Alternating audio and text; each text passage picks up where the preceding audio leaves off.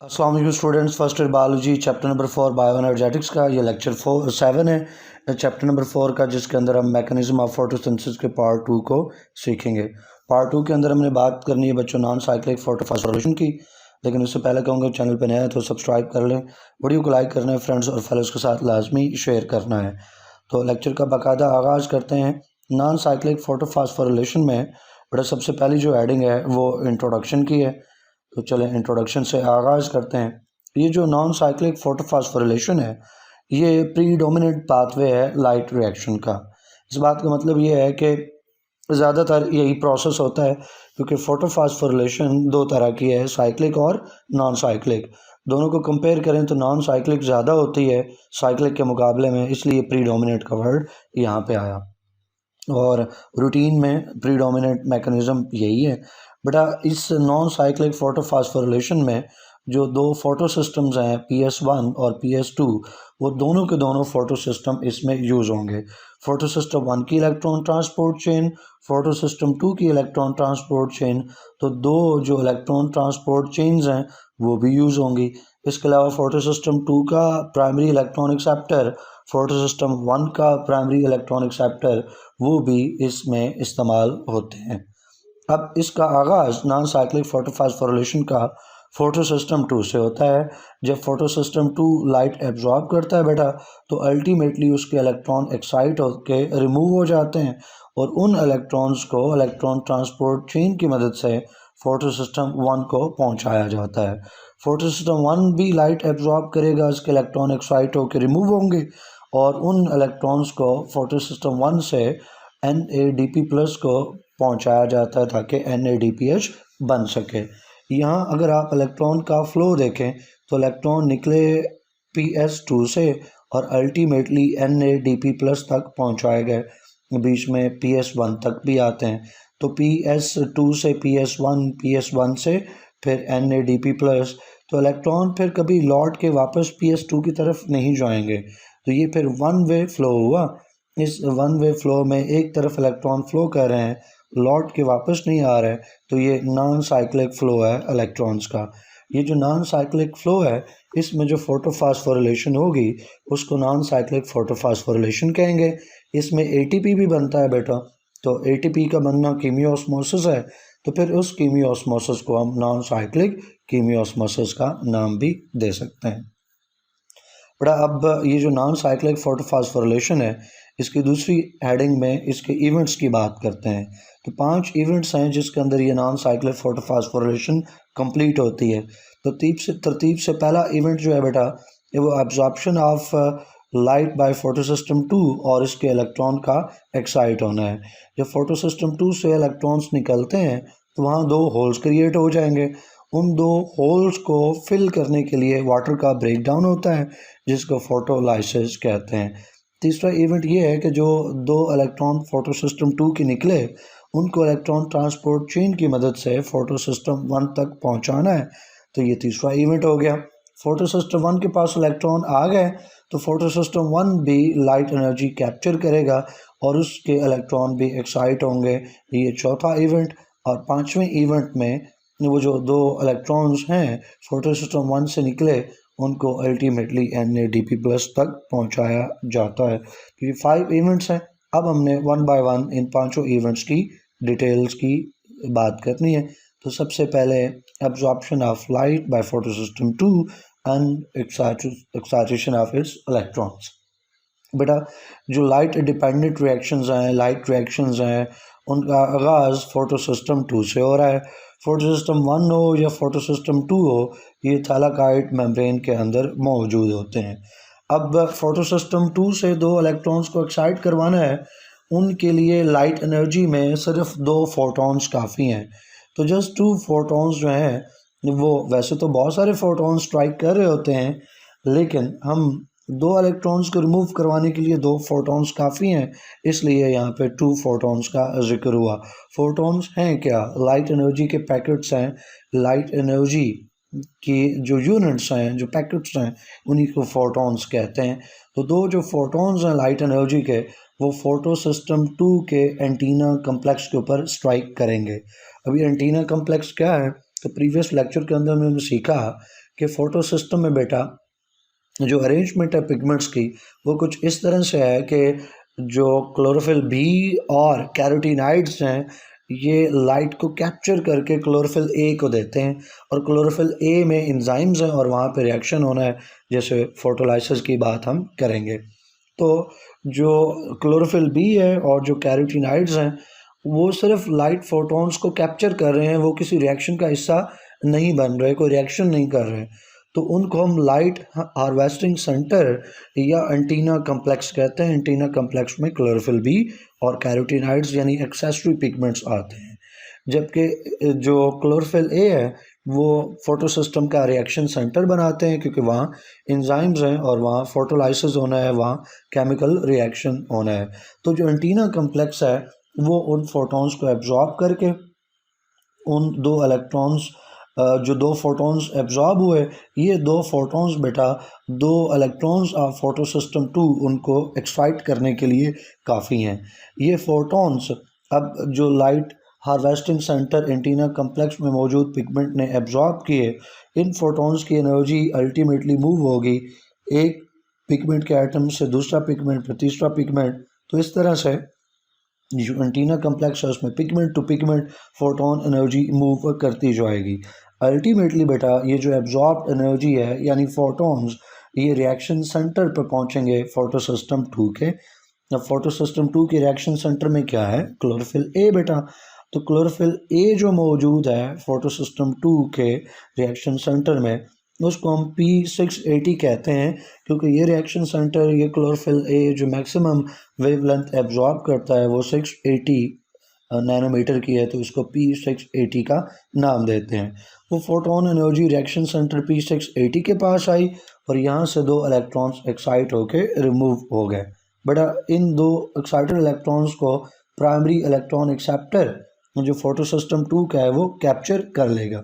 अगर primary electron acceptor ना हो तो जो क्लोरोफिल के इलेक्ट्रॉन्स रिमूव हुए हैं वो फ़ौरन डी एक्साइट होके वापस आ जाएं, लेकिन उनको वापस आने से बचाने के लिए और प्रोसेस को आगे चलाने के लिए वहाँ प्राइमरी इलेक्ट्रॉन एक्सेप्टर मौजूद है जो फ़ौरन उन दो इलेक्ट्रॉन्स को कैप्चर कर लेता है। तो चलें ये सारी चीज़ें मैं आपको डायग्राम में दिखाता हूँ बेटा। ये डायग्राम है आपको स्क्रीन के ऊपर सामने नज़र आ रही है। ये थैलाकॉइड मेम्ब्रेन का एक पार्ट दिखाया गया जिसमें फोटो सिस्टम 2 को शो किया गया है। इसके आसपास जो है वो स्ट्रोमा मौजूद है। अब फोटो सिस्टम 2 जो है बेटा उसका ये रहा रिएक्शन सेंटर, उसकी लेबलिंग और उसके जो पिगमेंट मालिक्यूल्स हैं जो उसका एंटीना कम्प्लेक्स है वो दोनों तरफ रिएक्शन सेंटर के दोनों तरफ मौजूद है। तो किसी एक तरफ लाइट को शो करना है तो ये लाइट राइट साइड पे शो की गई, लाइट एनर्जी कैप्चर हो रही है। तो यहाँ पे देखें बेटा फोटोन टू जो फोटोन्स हैं वो पिगमेंट टू पिगमेंट ट्रांसफ़र हो रहे हैं, एक पिगमेंट मालिक्यूल से दूसरे पिगमेंट मालिक्यूल, दूसरे से तीसरे, और अल्टीमेटली ये जो फोटोन एनर्जी है ये कहाँ तक पहुँच रही है? रिएक्शन सेंटर तक। रिएक्शन सेंटर पे जब फोटोन एनर्जी पहुँची तो रिएक्शन सेंटर में क्लोरोफिल ए के दो इलेक्ट्रॉन एक्साइट हुए और उन एक्साइटेड इलेक्ट्रॉन्स को कैप्चर किसने किया बेटा? प्राइमरी इलेक्ट्रॉन एक्सेप्टर ने। अब जब प्राइमरी इलेक्ट्रॉन एक्सेप्टर ने उन दो इलेक्ट्रॉन्स को कैप्चर कर लिया तो उस क्लोरोफिल ए में रिएक्शन सेंटर में इलेक्ट्रॉन्स की डेफिशिएंसी क्रिएट हो गई, दो होल्स क्रिएट हो गए। उन दो होल्स को बेटा अब फिल करना है, पूरा करना है, उसके लिए वाटर को ब्रेक किया जाता है। तो जैसे ही दो इलेक्ट्रॉन्स फोटो सिस्टम 2 से निकले बेटा तो वहाँ दो इलेक्ट्रॉन्स की डेफिशिएंसी क्रिएट हो गई फोटो सिस्टम में, और क्लोरोफिल ए जो फोटो सिस्टम 2 का है वो एक स्ट्रॉन्ग ऑक्सीडाइजिंग एजेंट बन गया। अब ऑक्सीडाइजिंग एजेंट क्यों बन गया बेटा? तो गौर करें, क्लोरोफिल ए के दो इलेक्ट्रॉन्स जा चुके, अब क्लोरोफिल ए तब तक रेडी नहीं हो सकता, फिर काम नहीं कर सकता जब तक इसके इलेक्ट्रॉन्स की डेफिशिएंसी पूरी ना हो। मतलब क्लोरोफिल ए को अब कहीं ना कहीं से दो इलेक्ट्रॉन हासिल करने हैं, तो क्लोरोफिल ए किसी और मालिक्यूल्स के दो इलेक्ट्रॉन छीनेगा, किसी से रिमूव करवाएगा। तो चूंकि इसने इलेक्ट्रॉन किसी से रिमूव करवाने हैं तो मतलब किसी को ऑक्सीडाइज करवाना है, तो किसी को ऑक्सीडाइज करवाना है तो फिर ये क्या बन गया? ऑक्सीडाइजिंग एजेंट, और एक स्ट्रॉन्ग ऑक्सीडाइजिंग एजेंट बन गया। अब ये स्ट्रॉन्ग ऑक्सीडाइजिंग एजेंट वाटर के मालिक्यूल को ब्रेक करेगा, फोटोलाइसिस होगी जिसमें कि उन इलेक्ट्रॉन्स को वाटर से इलेक्ट्रॉन्स लेकर यहाँ पे क्लोरोफिल के इलेक्ट्रॉन्स की कमी को पूरा किया जाता है। ये डायग्राम आपकी बुक पे बनी गई है। यहाँ पे बेटा यही शो किया गया है स्पेस से सन और सन से ये लाइट एनर्जी पहुँच रही है और अल्टीमेटली जो फोटो सिस्टम 2 है उसके ऊपर स्ट्राइक कर रही है। तो फोटो सिस्टम 2 में क्लोरोफिल मॉलिक्यूल्स मौजूद हैं, कैरोटीनॉइड्स मौजूद हैं, लाइट हार्वेस्टिंग सेंटर जो कि कम्प्लेक्स है एंटीना कम्प्लेक्स पे लाइट पड़ी तो एक क्लोरोफिल से सॉरी एक पिगमेंट से दूसरे पिगमेंट तक वो एनर्जी ट्रांसफ़र हो रही है। अल्टीमेटली रिएक्शन सेंटर पे इलेक्ट्रॉन रिमूव हुए और उन इलेक्ट्रॉन के रिमूवल होते ही प्राइमरी इलेक्ट्रॉन एक्सेप्टर ने उनको कैप्चर कर लिया। तो वही डायग्राम है, लेकिन जो मैंने आपको डायग्राम दिखाई है वो ज़्यादा क्लियर और ज़्यादा बेहतर है। जो एक्स्ट्रा बरल आप अपनी बुक वाली जो डायग्राम है वो भी फॉलो कर सकते हैं। ये नीचे मैंने वो भी नोट्स में इंक्लूड कर दी है। नेक्स्ट देखो बेटा, दूसरा फेज़ है फोटोलाइसिस ऑफ वाटर का। तो अभी हमने बात की कि जो इलेक्ट्रॉन्स होल्स क्रिएट हुए हैं फोटो सिस्टम 2 में उनका फिल होना बेटा ज़रूरी है। इसके लिए वाटर रिएक्ट करेगा। वाटर किसके साथ रिएक्ट कर रहा है? जो क्लोरोफिल ए की ऑक्सीडाइज्ड स्टेट है, chlorophyll a strong oxidisation agent बन चुका, वो जो वाटर मॉलिक्यूल है उनको ब्रेक करवाएगा। तो फोटो सिस्टम 2 जो है वहाँ पे फोटोलाइसिस हो रहा है, वाटर का मॉलिक्यूल ब्रेक हो रहा है और उस ब्रेक डाउन से बेटा बन रहे हैं 2 हाइड्रोजन आइंस, 2 इलेक्ट्रॉन्स और ऑक्सीजन का एक एटम। अब ज़रा देखें, लास्ट लेक्चर में बताया था कि वाटर में एक ऑक्सीजन और 2 हाइड्रोजन एटम्स एक ऑक्सीजन एटम के साथ जुड़े हैं। तो वाटर का मॉलिक्यूल जब ब्रेक होगा तो एक हाइड्रोजन एटम, ये दूसरा हाइड्रोजन एटम, एक हाइड्रोजन एटम में मौजूद एक इलेक्ट्रॉन रिमूव हो जाएगा, दूसरे हाइड्रोजन एटम से भी एक इलेक्ट्रॉन रिमूव हो गया। तो एक हाइड्रोजन एटम से जब एक इलेक्ट्रॉन रिमूव हो गया तो हाइड्रोजन आयन बन गया, तो ये दूसरा भी हाइड्रोजन आयन बन गया। तो आप देखो बेटा, तो 2 हाइड्रोजन आइंस बन रहे हैं वाटर के मॉलिक्यूल के ब्रेक डाउन होने से, तो ये 2H पॉजिटिव लिखा गया। 2 इलेक्ट्रॉन्स हैं 1E प्लस 1E, तो 2 इलेक्ट्रॉन्स, ये 2E आपको शो कर दिया गया और एक ऑक्सीजन एटम है यहाँ पे, तो ये एक ऑक्सीजन एटम मिलेगा। अब ज़रा नोट्स में देखें और अपनी बुक में देखें तो O2 लिख के उसके साथ 1/2 को मल्टीप्लाई किया गया है। ये क्यों किया गया है तो मैं आपको समझा दूँ बेटा। जब भी ऑक्सीजन को हम लिखते हैं तो अकेला लिखना हो ऑक्सीजन को बेटा, तो आम तौर पे ऑक्सीजन अकेला O2 में लिखा जाता है कि ऑक्सीजन मॉलिक्यूलर ऑक्सीजन है तो O2 में लिखा जाता है। लेकिन यहाँ पे हम बात कर रहे हैं कि वाटर के ब्रेक डाउन होने से हमें तो एक ऑक्सीजन एटम मिल रहा है, लेकिन अगर हम O2 लिखेंगे तो ये बात तो बैलेंस नहीं रहेगी, क्योंकि एक ऑक्सीजन एटम आ रहा है, O2 लिखेंगे तो 2 एटम आ जाएंगे। तो हम O2 लिख के फिर इसको 1/2 से मल्टीप्लाई कर देंगे ताकि लिखा तो O2 रहे लेकिन एक्चुअल में एक बन जाए। 1/2 से जब मल्टीप्लाई करेंगे तो 2 से कैंसिल हो जाएगा, तो पीछे एक बच गया। तो लिखने में O2 भी आ गया और 1/2 से मल्टीप्लाई करके एक ऑक्सीजन एटम भी बन गया, तो इसलिए 1/2 से साथ मल्टीप्लाई किया गया है। तो बेटा ये जो ब्रेक डाउन हुआ in the presence of light, water का ब्रेक डाउन, इसको हम फोटोलाइसिस का नाम देंगे। और जो ऊपर आपको चीज़ें समझाई हैं वो नीचे इक्वेशन की फॉर्म में भी दे दी गई हैं आपको। ये वाटर है उसका फोटोलाइसिस हो रहा है और फोटोलाइसिस की प्रोडक्ट्स राइट हैंड साइड पे शो की गई। अब थर्ड स्टेप की तरफ आते हैं। तीसरा इवेंट है नॉन साइक्लिक फोटोफॉस्फोरिलेशन का, और मोस्ट इम्पॉर्टेंट जो इवेंट है वो यही है। ज़्यादातर शॉर्ट क्वेश्चन MCQs इसी इवेंट से पूछे जाते हैं। ये बेटा electron flow from PS2 to the PS1। PS2 से बात का आगाज़ हुआ था, PS2 के इलेक्ट्रॉन एक्साइट हुए और रिमूव हो गए। अब इलेक्ट्रॉन ट्रांसपोर्ट चेन की मदद से उनको PS1 तक पहुंचाना है बेटा। तो जो एक्साइटेड एनर्जाइज्ड इलेक्ट्रॉन्स रिमूव हुए PS2 से, उनको कैप्चर किया था प्राइमरी इलेक्ट्रॉन एक्सेप्टर ने और उनको फ्लो करवाना है PS2 की तरफ, 2 से PS1 की तरफ। और ये जो PS2 से PS1 की तरफ इलेक्ट्रॉन का फ्लो है ये होगा with the help of electron transport chain.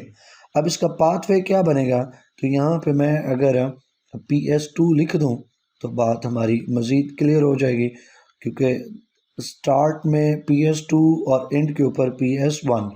तो ये रहा, हमने लिख लिया PS2 और इधर PS1 भी लिखा हुआ है। अब PS2 से PS1 की तरफ इलेक्ट्रॉन्स को फ्लो करवाना है। तो उन इलेक्ट्रॉन्स को बेटा कैप्चर किसने किया? प्राइमरी इलेक्ट्रॉन एक्सेप्टर ने। PS2 से इलेक्ट्रॉन निकले, उनको कैप्चर कर लिया प्राइमरी इलेक्ट्रॉन एक्सेप्टर ने। अब प्राइमरी इलेक्ट्रॉन एक्सेप्टर से आगे इलेक्ट्रॉन ट्रांसपोर्ट चेन होगी जो PS1 तक इलेक्ट्रॉन्स लाएगी। तो ये बेटा आगे अब इलेक्ट्रॉन ट्रांसपोर्ट चेन के कंपोनेंट शुरू हो रहे हैं। मैं इनको हाईलाइट कर देता हूँ डिफरेंट कलर से, यहाँ पे आप देख लें। तो डिफरेंट कलर से हाईलाइट कर दिए, यहाँ पे भी इसको हम जोड़ देते हैं। तो ये इलेक्ट्रॉन ट्रांसपोर्ट चेन है, मैं इसको ऊपर लिख भी देता हूँ ETC इलेक्ट्रॉन ट्रांसपोर्ट चेन। तो बेटा प्राइमरी इलेक्ट्रॉन एक्सेप्टर से इलेक्ट्रॉन ट्रांसपोर्ट चेन उनको ला रही है फोटो सिस्टम 1 की तरफ। इलेक्ट्रॉन ट्रांसपोर्ट चेन में क्या कंपोनेंट है? तो प्राइमरी इलेक्ट्रॉन एक्सेप्टर से इलेक्ट्रॉन्स मिले प्लास्टोक्यूनोन, जिसको PQ लिखते हैं। फिर बेटा प्राइमरी इलेक्ट्रॉन एक्सेप्टर से प्लास्टोक्यूनोन से आगे मौजूद है साइटोक्रोम कम्प्लेक्स, और साइटोक्रोम कम्प्लेक्स से वो इलेक्ट्रॉन्स प्लास्टोसायनिन को ट्रांसफ़र कर देते हैं, जिसको PC शॉर्ट फॉर्म में लिखते हैं। प्लास्टोसायनिन के आगे PS1 है, तो PS1 को इलेक्ट्रॉन्स मिल जाते हैं। तो अल्टीमेटली PS2 के इलेक्ट्रॉन्स को PS1 तक पहुंचा दिया जाता है। अब इसमें एक इलेक्ट्रॉन ट्रांसपोर्ट चेन का कंपोनेंट आया साइटोक्रोम कम्प्लेक्स। बेटा कम्प्लेक्स कहते हैं दो चीज़ों या दो से ज़्यादा चीज़ों का ग्रुप मिलना, कंबाइन होना, इकट्ठा होना। तो साइटोक्रोम कम्प्लेक्स जो है इसके भी मज़ीद दो कंपोनेंट हैं, एक को साइटोक्रोम B6 और एक साइटोक्रोम F कहते हैं, या B6 और F फैक्टर या F कंपोनेंट भी आप इसको कह सकते हैं।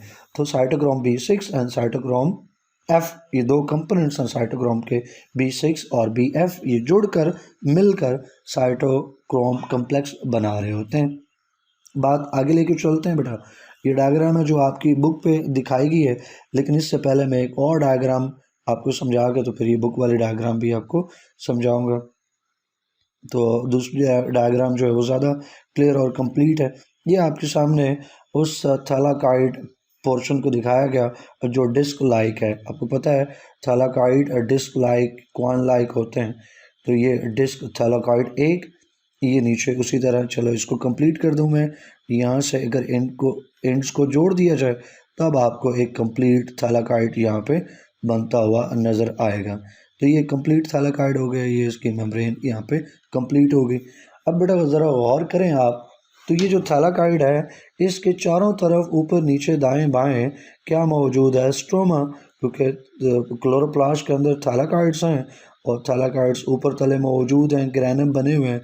और पूरे क्लोरोप्लास्ट में इसके अलावा और क्या चीज़ मौजूद है? यहाँ आगे पीछे हर तरफ स्ट्रोमा मौजूद है। तो स्ट्रोमा ऊपर भी और बेटा स्ट्रोमा नीचे भी हमने लेबल कर लिया, हर तरफ स्ट्रोमा मौजूद है। एक चीज़ होगी।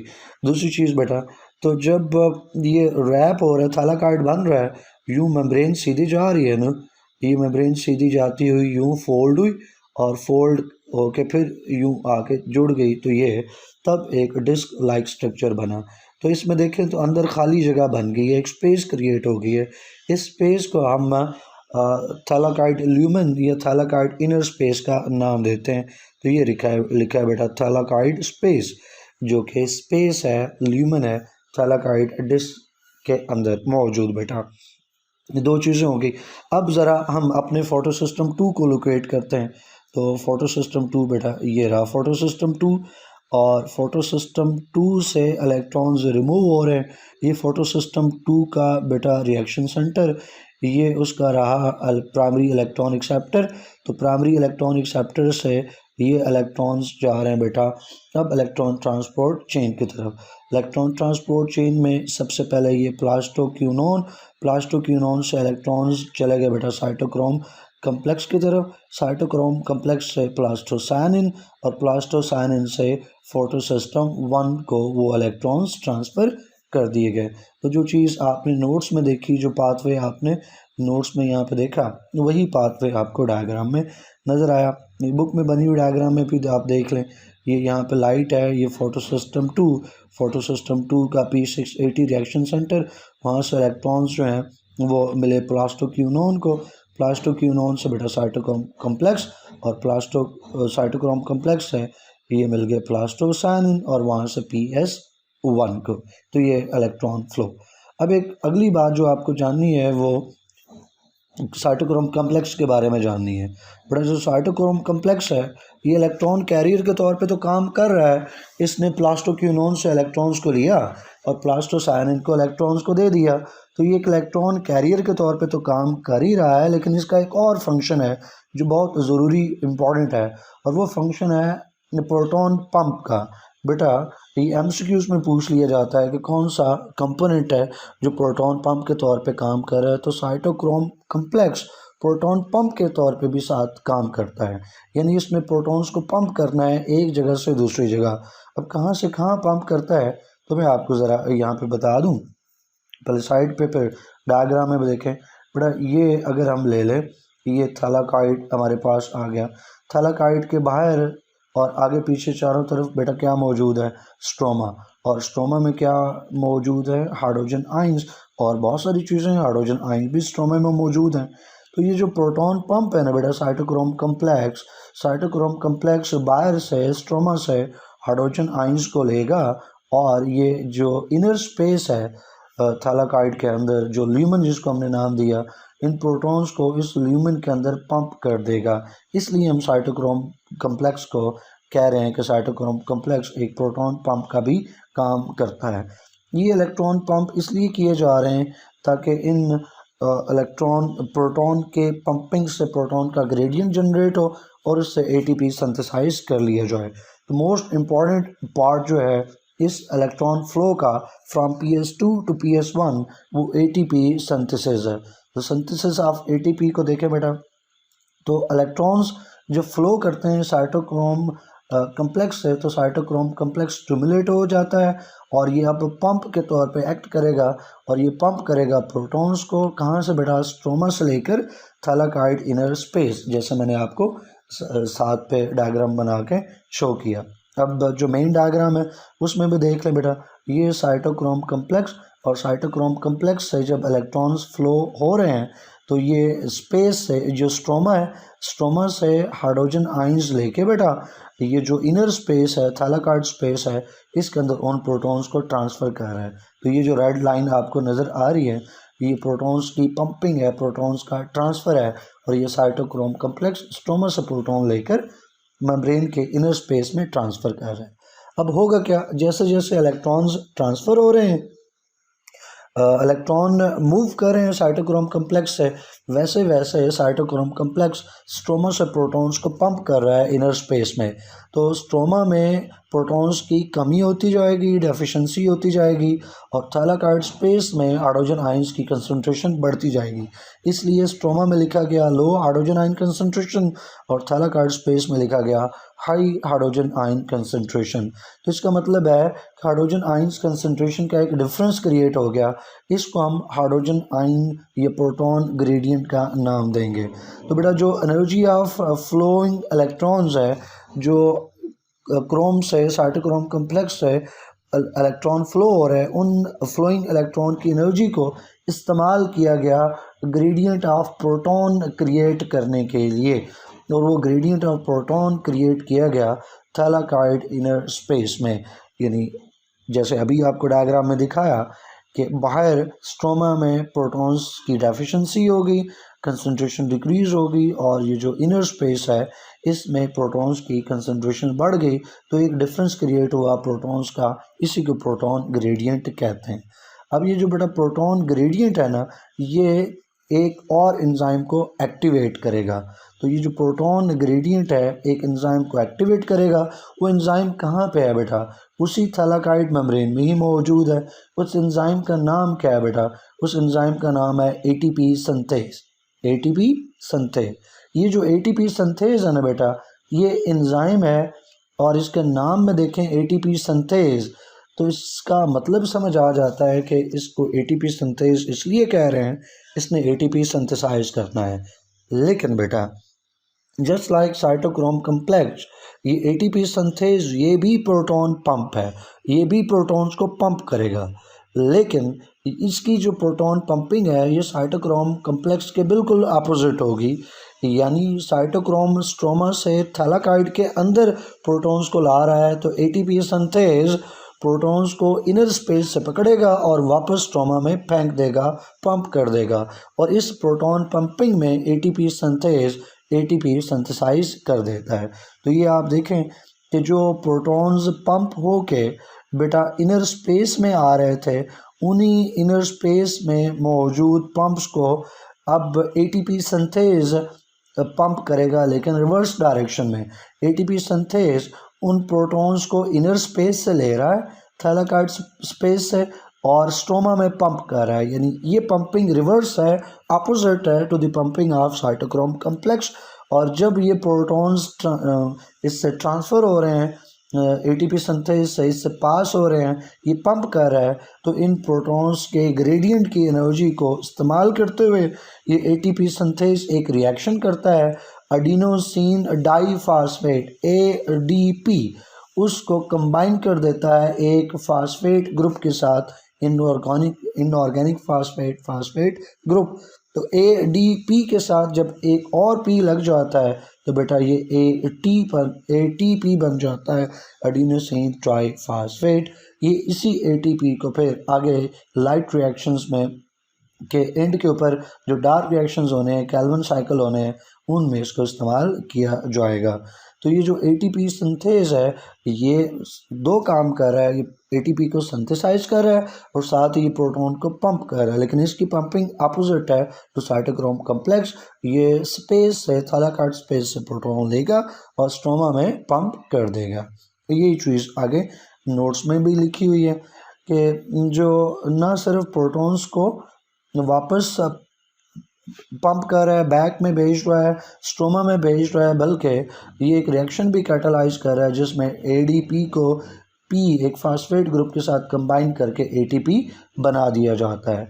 बेटा एक मॉलिक्यूल के साथ फास्फेट ग्रुप का लगना फास्फोरिलेशन कहलाता है। फास्फोरिलेशन, नॉन साइक्लिक फास्फोरिलेशन पढ़ रहे हैं ना, तो फास्फोरिलेशन क्या है? फास्फोरिलेशन कहते हैं अटैचमेंट ऑफ फास्फेट ग्रुप को किसी और कंपाउंड के साथ। तो यहाँ एडीपी के साथ फास्फेट ग्रुप अटैच हो गया, एटीपी बन गया, तो ये फास्फोरिलेशन है। ये लाइट रिएक्शंस में लाइट की मदद से हो रही है, तो इसलिए ये फोटो फास्फोरिलेशन है। और ये non cyclic flow of electron में हो रही है, तो ये नॉन साइक्लिक फोटो फास्फोरिलेशन है। बेटा इसमें जो एटीपी जनरेट हुआ लाइट रिएक्शन में, ये एटीपी केमिकल एनर्जी प्रोवाइड करेगा for the synthesis of sugars in Calvin cycle. जो कैल्विन साइकिल में शुगर बनना है, उस शुगर के बनने के लिए जो एनर्जी चाहिए वो इस एटीपी को इस्तेमाल करते हुए ली जाएगी। दूसरे लफ्ज़ों में ये एटीपी का मॉलिक्यूल आगे कैल्विन साइकिल में डार्क रिएक्शन में यूज़ हो जाएगा। और ये जो एनर्जाइज्ड इलेक्ट्रॉन थे जो फोटोसिस्टम 2 से रिलीज़ हुए थे, इनकी एनर्जी को लूट लिया गया, रिमूव करके उसको एटीपी बना दिया गया। अब ये एनर्जाइज्ड इलेक्ट्रॉन नहीं रहे, अब ये लो एनर्जी इलेक्ट्रॉन है, लुटे फुटे इलेक्ट्रॉन्स हैं। अब इनको ट्रांसफ़र कर दिया जाता है टू द फोटोसिस्टम 1। तो इनकी एनर्जी रिमूव की साइटोक्रोम कम्प्लेक्स ने और इनको हवाले कर दिया प्लास्टोसाइनिन के। प्लास्टोसाइनिन ने फाइनली इनको दे दिया गया, हवाले कर दिया गया फोटोसिस्टम 1 PS1 के। अब दूसरी हेडिंग जो है वो कीमियोस्मोसिस की है। ये जो एटीपी का बनना है ये कीमियोस्मोसिस भी तो है। तो ये जो पूरा मैकेनिज्म है बेटा जिसमें फ्लो ऑफ इलेक्ट्रॉन हुआ फ्रॉम फोटोसिस्टम 2 टू फोटोसिस्टम 1, इसमें पंपिंग ऑफ प्रोटॉन्स भी हुई। एक बार पंपिंग ऑफ प्रोटॉन्स हुई from stroma to space, thylakoid space, फिर रिवर्स में हुई थैलाकाइड स्पेस टू वापस स्ट्रोमा, और इसमें एटीपी की जनरेशन हुई। तो ये पूरा मैकेनिज्म बेटा कहलाता है कीमियोस्मोसिस। यहाँ पे एक और चीज़ मैं आपको बता दूँ जो आगे हमने पढ़नी भी है। ये कीमियोस्मोसिस एटीपी का सिंथेसिस क्लोरोप्लास्ट में होता है और साथ ही साथ ये माइटोकॉन्ड्रिया में भी होता है। तो प्लांट्स में माइटोकॉन्ड्रिया और एनिमल सेल्स में माइटोकॉन्ड्रिया में भी ये कीमियोस्मोसिस का जो मैकेनिज्म है, इवेंट है, प्रोसेस है, ये होता है जिसमें एटीपी को सिंथेसाइज किया जाता है। तो ये डायग्राम जो अभी मैंने आपको समझाई वो नोट्स में इंक्लूडेड है। चौथा नंबर 4 पे सेकंड लास्ट जो इवेंट है वो एब्जॉर्प्शन ऑफ फोटो सिस्टम 1 और फिर इसके इलेक्ट्रॉन की एक्साइटेशन है। बड़ा जो इलेक्ट्रॉन्स फोटो सिस्टम 2 से रिलीज़ हुए थे अल्टीमेटली उनको PS1 तक पहुंचा दिया गया। अब PS1 में मौजूद इलेक्ट्रॉन की एक्साइटेशन करनी है।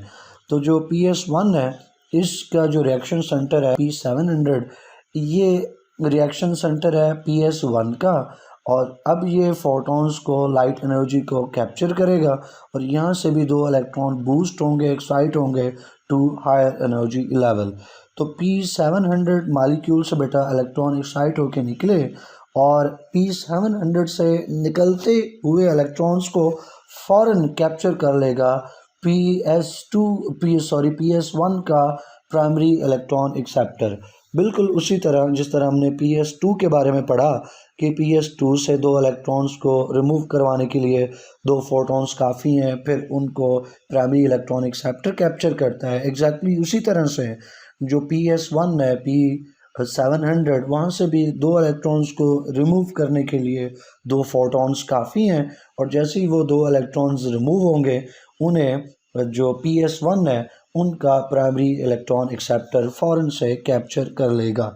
तो इस तरह बेटा PS1 में भी इलेक्ट्रॉन होल्स क्रिएट हो जाएंगे, एग्जैक्टली उसी तरह जिस तरह PS2 में इलेक्ट्रॉन होल्स क्रिएट हो गए थे। आगे थोड़ा सा फ़र्क है बेटा, जो PS2 में इलेक्ट्रॉन होल्स हुए थे उन इलेक्ट्रॉन्स को फिल किया गया था वाटर को ब्रेक करके, इलेक्ट्रॉन्स को रिमूव करके, लेकिन यहाँ पे किसी तरह का फोटोलाइसिस नहीं होना। ये याद रखिएगा बेटा, जो फोटो सिस्टम 1 है, फोटो सिस्टम 1 में इलेक्ट्रॉन होल्स को फिल करने के लिए किसी तरह का फोटोलाइसिस नहीं होता, बल्कि इन इलेक्ट्रॉन्स की डेफिशिएंसी को, इन इलेक्ट्रॉन्स को फिल किया जाता है। वो जो फोटो सिस्टम 2 से आने वाले इलेक्ट्रॉन्स हैं, फोटो सिस्टम 2 से 2 इलेक्ट्रॉन्स फोटो सिस्टम 1 में आए ना, तो फोटो सिस्टम 1 में 2 इलेक्ट्रॉन होल्स क्रिएट हो चुके थे, उन 2 इलेक्ट्रॉन होल्स को फिल किया फोटो सिस्टम 2 से आने वाले 2 इलेक्ट्रॉन्स ने। तो इलेक्ट्रॉन होल्स ऑफ P700 उनको फिल किया जाता है पेयर ऑफ इलेक्ट्रॉन से जो आ रहे हैं बेटा P680 से, यानी फोटो सिस्टम 2 से वाया इलेक्ट्रॉन ट्रांसपोर्ट चेन। जिन 2 इलेक्ट्रॉन्स के ऊपर हमने बात की, जिनकी एनर्जी को छीन के, लूट के, कैप्चर करके, हार्वेस्ट करके ATP बनाया गया, वही 2 इलेक्ट्रॉन्स PS1 के पास आते हैं और PS1 की इलेक्ट्रॉन डेफिशिएंसी पूरी हो जाती है। लास्ट के ऊपर जो 5th इवेंट है बेटा वो इलेक्ट्रॉन फ्लो है फ्रॉम PS1 टू NADP+। तो जो प्राइमरी इलेक्ट्रॉन एक्सेप्टर है PS1 का, वो PS1 से इलेक्ट्रॉन को कैप्चर करेगा और उन इलेक्ट्रॉन को आगे हवाले कर देगा सेकंड इलेक्ट्रॉन ट्रांसपोर्ट चेन के बेटा। जो इलेक्ट्रॉन्स हैं वो एक्सेप्ट किए हैं फेरोडॉक्सिन के, जो कि आयरन कंटेनिंग प्रोटीन है, FD आगे लिखा है, आयरन कंटेनिंग प्रोटीन फेरोडॉक्सिन, ये सेकंड इलेक्ट्रॉन ट्रांसपोर्ट चेन का पार्ट है। तो फेरोडॉक्सिन जो कि सेकंड इलेक्ट्रॉन ट्रांसपोर्ट चेन का पार्ट है, प्राइमरी इलेक्ट्रॉन एक्सेप्टर से इलेक्ट्रॉन्स मिल गए फेरोडॉक्सिन को। फेरोडॉक्सिन के आगे एक एंजाइम मौजूद है बेटा NADP reductase. NADP reductase enzyme बेटा उन इलेक्ट्रॉन्स को इस्तेमाल करते हुए NADP को देगा और NADP+ को NADPH में कन्वर्ट कर दिया जाएगा। तो ये जो NADP+ से NADPH में कन्वर्जन है, ये NADP रिडक्टेज ये काम करता है। रिडक्टेज इसलिए कहा कि ये यहाँ पे रिडक्शन हो रही है क्योंकि NADP+ ने हाइड्रोजन्स कैप्चर करने हैं, हाइड्रोजन गेन करने हैं, तो गेन ऑफ हाइड्रोजन रिडक्शन होता है और रिडक्शन करवाने वाला कौन है? NADP reductase. तो इसलिए इसका नाम पड़ा NADP रिडक्टेज। तो प्राइमरी इलेक्ट्रॉन एक्सेप्टर से इलेक्ट्रॉन्स मिले फेरोडॉक्सिन को, फेरोडॉक्सिन से मिले NADP रिडक्टेज को। NADP रिडक्टेज ने अल्टीमेटली वो इलेक्ट्रॉन इनकॉर्पोरेट कर दिए NADP+ और साथ H मिला के बन गया NADPH। ये जो NADP रिडक्टेज है बेटा, ये फ्लेवोप्रोटीन एंजाइम है, तो इसका दूसरा नाम भी आपने याद रखना है, फ्लेवोप्रोटीन एंजाइम। ये इलेक्ट्रॉन को ट्रांसफ़र करेगा फ्रॉम FAD टू NADP+ और NADP प्लस जो है उन इलेक्ट्रॉन के साथ कंबाइन करेगा, हाइड्रोजन आइंस के साथ कंबाइन करेगा और अल्टीमेटली NADPH बन जाएगा। NADPH जो है ये रिड्यूस्ड फॉर्म है। NADP प्लस जो था वो ऑक्सीडाइज्ड फॉर्म और NADPH रिड्यूस्ड फॉर्म। तो ये ऑक्सीडाइज से रिड्यूस फॉर्म में क्या हुई, रिडक्शन हुई, करवाई किसने, NADP रिडक्टेज ने। तो बेटा ये NADPH जो है ना ये रिड्यूसिंग पावर है। रिड्यूसिंग पावर है किस काम के लिए, सिंथेसिस ऑफ शुगर, कहाँ पे, केल्विन साइकिल में, क्योंकि इसके फ़ौरन बाद केल्विन साइकिल चलना है। तो NADPH जो यहाँ पे बना ये इस्तेमाल किया जाएगा केल्विन साइकिल में, और केल्विन साइकिल में NADPH रिड्यूसिंग पावर प्रोवाइड करेगा, क्योंकि केल्विन साइकिल में किसी और मालिक्यूल को रिड्यूस करना है, और किसी और मालिक्यूल को रिड्यूस करने के लिए जो NADPH है बेटा इसके हाइड्रोजन्स को इस्तेमाल किया जाएगा किसी और मालिक्यूल को रिड्यूस करने के लिए। इसलिए हमने कहा कि केल्विन साइकिल में ये रिड्यूसिंग पावर प्रोवाइड करेगा।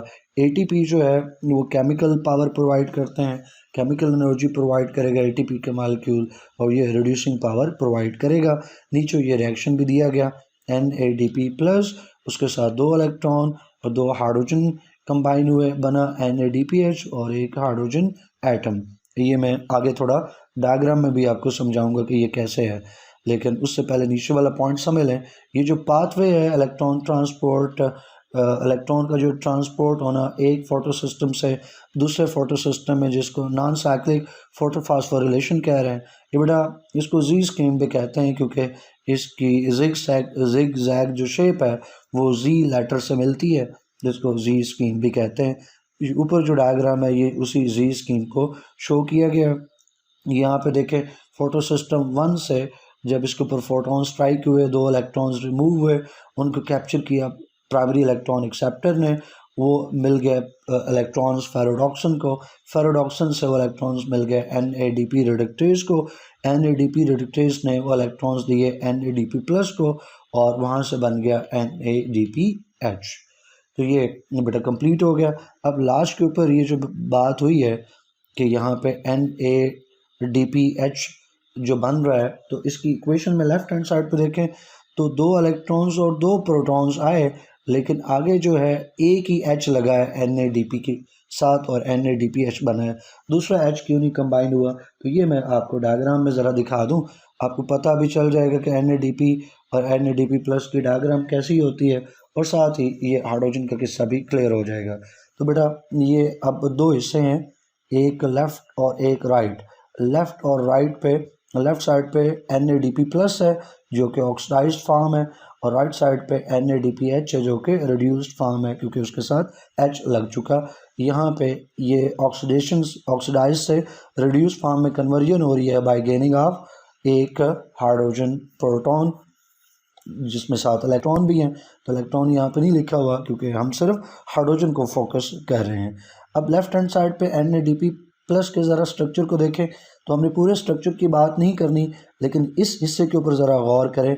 ये जो पार्ट है जिसको अब मैं ब्रैकेट में ले रहा हूँ, इस पार्ट के ऊपर बेटा गौर करें। तो ये जो एक कार्बन है, यहाँ पे मैं डॉट लगा रहा हूँ रेड, यहाँ पे कार्बन है, इस कार्बन ने 4 बॉन्ड्स बना रखे हैं। इस तरफ एक बॉन्ड हो गया, इस तरफ 2 बॉन्ड्स हैं, डबल बॉन्ड नज़र आ रहा है, तो 3 बॉन्ड्स हो गए, और एक बॉन्ड इस हाइड्रोजन के साथ बन रखा है। तो यहाँ पे कार्बन ने अपने 4 बॉन्ड्स कंप्लीट कर रखे हैं, लेकिन नाइट्रोजन को देखो जो कि 3 बॉन्ड्स बनाता है, तो नाइट्रोजन ने यहाँ पे एक बॉन्ड एक्स्ट्रा बना रखा है। वो कोऑर्डिनेट कोवलेंट बॉन्ड है, एक्स्ट्रा बॉन्ड बना हुआ है यहाँ पे। यहाँ पे जो एक्स्ट्रा बॉन्ड नाइट्रोजन ने बनाया बेटा, उसकी वजह से नाइट्रोजन के ऊपर प्लस का चार्ज मौजूद है। यहाँ पे पहले इसके 4 बॉन्ड्स गिन लें, ये डबल बॉन्ड हो गया, 2 बॉन्ड्स ये, एक इधर नीचे 3 बॉन्ड्स और एक इस तरफ। तो नाइट्रोजन ने 4 बॉन्ड्स बना रखे हैं, हालांकि ये 3 बॉन्ड्स बनाता है। एक एक्स्ट्रा बॉन्ड इसने बनाया, एक्स्ट्रा क्यों बनाया, क्योंकि नाइट्रोजन के पास एक लॉन पेयर ऑफ इलेक्ट्रॉन भी तो होता है ना, तो इसलिए नाइट्रोजन एक और बॉन्ड बना सकता है, चौथा बॉन्ड बनाने की वजह से इसके ऊपर पॉजिटिव चार्ज आ जाता है। तो नाइट्रोजन एटम के ऊपर यहाँ पॉजिटिव चार्ज मौजूद है, यही पॉजिटिव चार्ज आपको NADP प्लस के ऊपर मिलता है। तो बहुत सारे बच्चे समझते हैं कि शायद ये NADP P के ऊपर प्लस चार्ज लिखा है तो ये P के ऊपर चार्ज होगा, नहीं बेटा, ये पूरा जो NADP का जो मालिक्यूल है, इस पूरे मालिक्यूल के ऊपर ये प्लस का चार्ज मौजूद है और असल में ये प्लस चार्ज जो है नाइट्रोजन एटम के ऊपर मौजूद होता है। अब जब एक हाइड्रोजन एटम या प्रोटॉन जो है वो मिलाया जाता है, NADP रिडक्टेज रिएक्शन करवाता है और हाइड्रोजन ऐड करता है, तो वो हाइड्रोजन इसी जगह पे ऐड होना है। ये जो ऊपर कार्बन हमने हाईलाइट किया, तो ये जो नाइट्रोजन ने चौथा बॉन्ड बना रखा है, ये चौथा बॉन्ड उसका टूट जाता है और ये नॉर्मल 3 बॉन्ड्स के ऊपर आ जाता है। और ऊपर ये जो डबल बॉन्ड है, यहाँ पे कार्बन ने बना रखा, कार्बन का ये डबल बॉन्ड टूटेगा तो कार्बन के पास एक बॉन्ड बनाने की सलाहियत आ जाएगी और वो एक बॉन्ड जो बनाना है कार्बन ने, वो एक हाइड्रोजन जो ये वाला ऐड हो रहा है, वो हाइड्रोजन उस कार्बन के साथ लग जाता है। यहाँ पे देखें तो राइट हैंड साइड पे अब नाइट्रोजन के पास 3 बॉन्ड्स हैं। एक बॉन्ड ये रहा नाइट्रोजन का, एक ये रहा और एक ये रहा। तो नाइट्रोजन के 3 बॉन्ड्स पूरे हो गए। और उस कार्बन को देखें जो यहाँ पे हमने डॉट लगाया था इधर, ये कार्बन पहले 4 बॉन्ड्स बना रहा था, अब भी 4 बॉन्ड्स हैं, लेकिन पहले इस जगह पे डबल बॉन्ड मौजूद था, अब उस जगह पे सिंगल बॉन्ड मौजूद है। डबल बॉन्ड जो है वो आगे शिफ्ट हो गया है। अब कार्बन ने 4 बॉन्ड्स बनाने और एक हाइड्रोजन अब वो बना सकता है क्योंकि उसका डबल बॉन्ड टूटा था। तो अब देखें 4 बॉन्ड्स तो पूरे, एक बॉन्ड ये इधर और 2 हाइड्रोजन साथ अटैच हो चुके। तो अब देखें पहले एक हाइड्रोजन था, अब एक और हाइड्रोजन उस कार्बन के साथ आ चुका, येलो में शो किया गया, यहाँ पे भी येलो में शो किया गया। तो ये वो हाइड्रोजन है जो NADP प्लस गेन करके NADPH में कन्वर्ट हो रहा है। तो बेटा यहाँ पे इस कार्बन के साथ एक ही हाइड्रोजन ऐड हो गया ना कोई, क्योंकि 3 बॉन्ड तो कार्बन ने बना रखे हैं, एक बॉन्ड उसे और बनाना है, तो एक ही और हाइड्रोजन लग सकता है, 2 हाइड्रोजन नहीं लग सकते। इसलिए यहाँ पे इक्वेशन में जो आपको दिखाया गया है कि NADP प्लस है, उसके साथ सिर्फ एक H अटैच हो रहा है, NADPH। तो ये आपको कंसेप्ट समझ आ गया और पूरा नॉन साइक्लिक जो फोटोफॉस्फोरिलेशन है वो हमने समझ लिया डिफरेंट हेडिंग्स और सब हेडिंग्स में। आई होप कि आपको समझ आया होगा।